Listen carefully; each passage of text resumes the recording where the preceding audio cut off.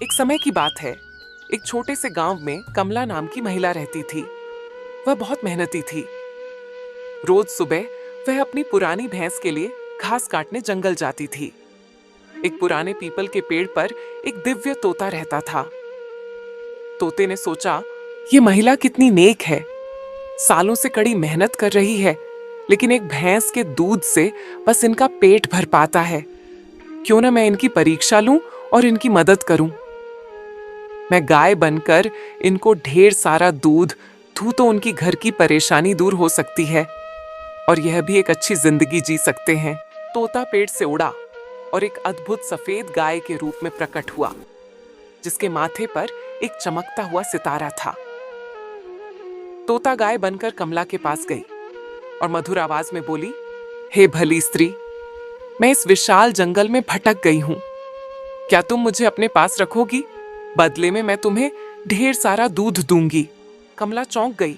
अरे, गाय बोल रही है, क्या यह सच है? गाय ने कहा, हाँ का मैं एक दैवीय गाय हूं। मुझे बस तुम्हारा स्नेह और थोड़ा सा चारा चाहिए। मैं तुम्हें इतना दूध दूंगी कि तुम उसे बेचकर सुख से रह सकोगी। कमला ने सोचा कि यह तो एक जादुई गाय है। अगर इसे मैं अपने घर लेकर जाती हूँ तो यह मुझे बहुत सारा दूध देगी।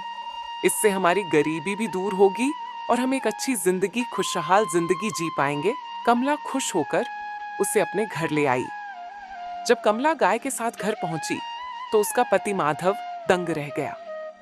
माधव, कमला, तुम तो घास लेने गई थी, फिर ये सुंदर गाय कहां से आई? कमला ने सारी बात बताई।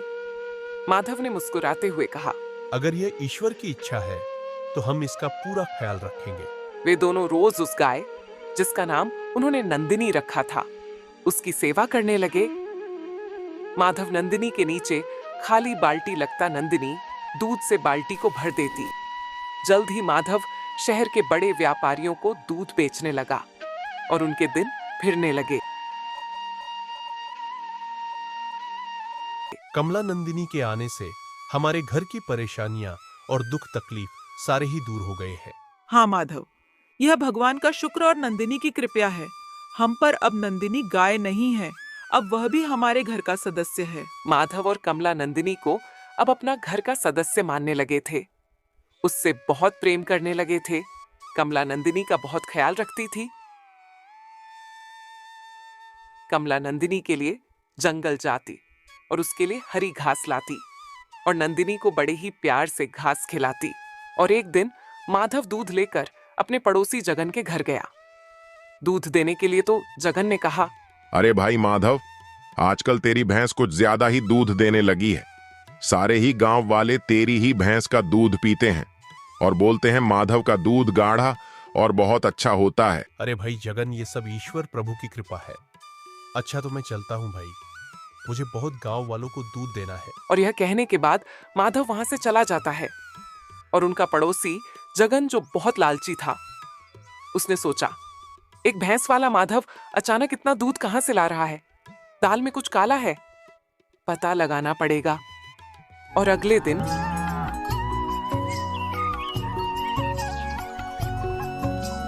जगन ने खिड़की से झांक कर देखा। वह यह देखकर कांप उठा कि गाय माधव से बातें कर रही है और कह रही है, माधव, कल सुबह तक ये सारी बाल्टियां भर जाएंगी, बस लालच मत करना। जगन यह देखने के बाद घर चला जाता है और जगन ने अपनी पत्नी से कहा, ये कोई साधारण गाय नहीं, जादुई है। अगर मैं इसे मार दूं तो माधव फिर से गरीब हो जाएगा। कमला, मैं नंदिनी को जंगल लेकर जा रहा हूं और इसे हरी हरी घास भी खिलाकर लाऊंगा। मैं आने में थोड़ा लेट हो जाऊंगा तो तुम परेशान मत होना। ठीक है माधव, चले जाओ, लेकिन नंदिनी का और अपना ख्याल रखना। ठीक है, तो अब मैं चलता हूं। और यह कहने के बाद में माधव नंदिनी के पास जाता है तो नंदिनी माधव से कहती है, माधव, तुमको एक बात बतानी है। अगर कभी भी ऐसा हो मैं किसी भी कारण से मर जाऊं या कोई मुझे मार दे तो तुम घबराना मत। जंगल में पीपल का पेड़ है, उसकी हरी पत्तियां लेकर मेरे माथे पर रगड़ देना, मैं फिर से जिंदा हो जाऊंगी। माधव, अरे नंदिनी, ऐसा नहीं होगा। ना ही तो मेरी किसी से दुश्मनी है और नहीं तुम्हारे साथ ऐसा होगा और नहीं मैं तुम्हारे साथ ऐसा होने दूंगा, क्योंकि भगवान हमारे साथ है। और यह कहने के बाद नंदिनी और माधव जंगल चले जाते हैं। नंदिनी हरी हरी घास खाने लगती है और माधव थोड़ा थक जाता है। तो माधव सोचता है कि मैं पेड़ के नीचे आराम कर लेता हूँ थोड़ा और। माधव एक पेड़ के नीचे बैठ जाता है और आराम करने लगता है। तभी जगन एक पेड़ के पीछे छिपकर ये सब देख रहा होता है। वह सोचता है, अब मौका अच्छा है, मैं माधव की गाय को मार देता हूँ। माधव फिर से गरीब हो जाएगा। हाँ, और जगन ने छिपकर गाय पर हमला कर दिया। नंदिनी गाय ने दम तोड़ दिया। माधव जब उठा तो अपनी प्यारी गाय को मरा देखकर फूट फूट कर रोने लगा। हे भगवान, ये कैसे हो गया? मेरी नंदिनी कैसे मर गई? अब मैं राधा को क्या जवाब दूंगा? माधव उदास होकर घर लौटा। तभी कमला ने पूछा, माधव, क्या हुआ? तुम इतने दुखी क्यों हो? और नंदिनी कहाँ है? कमला, मैं तुम्हें कैसे बताऊं? नंदिनी अब नहीं रही, वो मर गई। ये क्या कह रहे हो? वो तो जंगल में चारा खाने गई थी। बताओ क्या हुआ? मैं जंगल में पेड़ के नीचे सो रहा था, तभी अचानक नंदिनी की चीख सुनाई दी। जब मैंने देखा तो वो मर चुकी थी। ये कैसे हो गया? वो गाय हमारी कमाई का एकमात्र सहारा थी। अब हम क्या करेंगे? कमला, चिंता मत करो, मुझे नंदिनी का रहस्य पता है। मैं जंगल से पत्तियां लाता हूँ। ठीक है, लेकिन सावधानी से जाना। माधव जंगल गया और उस पेड़ की पत्तियां तोड़कर गाय के माथे पर लेप किया। एक दिव्य रोशनी हुई और नंदिनी फिर से जीवित हो गई। माधव खुश होकर बोला, नंदिनी, तुम वापस आ गई। भगवान का लाख लाख शुक्र है। पता है, मुझे तुम्हारे बिना अच्छा नहीं लग रहा था। कमला और मैं रो रो कर बुरा हाल हो गया। अब मैं ठीक हूँ, चलो घर चलते हैं। कमला मुझे देखकर खुश होगी। माधव गाय को लेकर घर गया।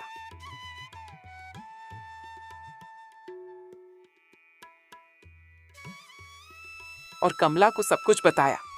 कमला खुश होकर बोली, नंदिनी, पता है तुम्हारे बिना हम परेशान हो गए थे।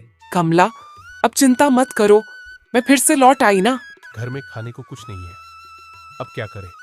माधव बाल्टी लाओ, मैं तुम्हें ढेर सारा दूध दूंगी। नंदिनी, पहले जितना दूध देती थी उतना ही दो, वो हमारे लिए काफी है। माधव बाल्टी लाया। एक जादुई रोशनी के साथ बाल्टी दूध से भर गई। कमला बोली, वाह नंदिनी, तुम्हारा दूध तो बहुत गाढ़ा है, लेकिन अभी हमारे पास चारा नहीं है। कोई बात नहीं, हमारे पास अमरूद का पेड़ है, उसकी पत्तियां लाओ, वहीं खा लूंगी। तभी जगन पीछे से आया और यह सब देखकर हैरान हो गया। मैंने तो इस गाय को मार दिया था, फिर यह कैसे जीवित हो गई? मुझे फिर से कुछ करना होगा। कमला, मैं मुखिया के पास दूध देने जा रहा हूँ। अगर देर हो जाए तो चिंता मत करना। ठीक है, लेकिन थोड़ा जल्दी लौटना। माधव जंगल के रास्ते मुखिया के घर गया। रास्ते में उसने एक बूढ़ी औरत को कुटिया के सामने रोते देखा। अरे अम्मा, आप रास्ते में बैठकर क्यों रो रही है? बेटा, मुझे 2 दिन से भूख लगी है, कुछ खाने को मिल जाए तो अच्छा होता। खाने के लिए कुछ तो नहीं है, लेकिन मेरे पास दूध है, आप इसे पी लो। बेटा, तुमने मेरी जान बचा ली। मेरे बेटे बहू मुझे छोड़कर चले गए। माधव ने दूध का कुछ हिस्सा बूढ़ी माँ को दिया और बाकी लेकर मुखिया के पास गया। मुखिया जी, ये ताजा ताजा दूध लाया हूँ। माधव, तुम कई दिन के बाद आया, कोई दिक्कत परेशानी थी क्या? हाँ मुखिया जी, मेरी गाय बीमार थी, लेकिन अब सब ठीक हो गया है। वह दूध देकर घर लौटा। कुछ दिन बीत गए। माधव अब गरीबों की मदद करने लगा। जगन को यह देखकर बहुत जलन होने लगी। यह माधव तो दूध बेचकर अमीर बनते जा रहा है, मुझे उसकी गाय को फिर से मारनी होगी। गांव में नंदिनी के जादुई होने की बात फैल गई। मुखिया को भी पता चला। वो माधव के घर गया और बोला, माधव, मैंने सुना है तुम्हारी गाय बहुत खास है, क्या मैं उसे एक बार देख सकता हूँ? हाँ हाँ मुखिया जी, क्यों नहीं, आइए दिखा देता हूँ। वह मुखिया जी को गौशाला ले गया। माधव, मुझे यकीन नहीं आ रहा है, क्या यह गाय मेरे सामने दूध दे सकती है?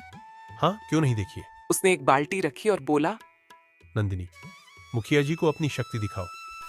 एक सुनहरी रोशनी के साथ बाल्टी दूध से भर गई।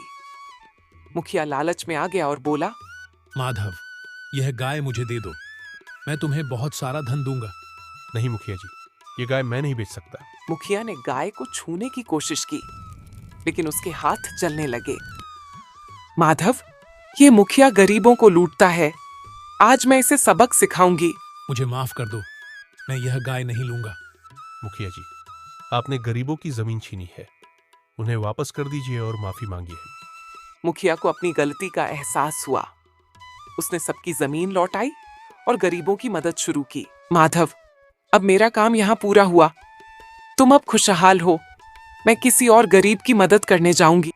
नंदिनी, तुमने हमारी जिंदगी बदल दी।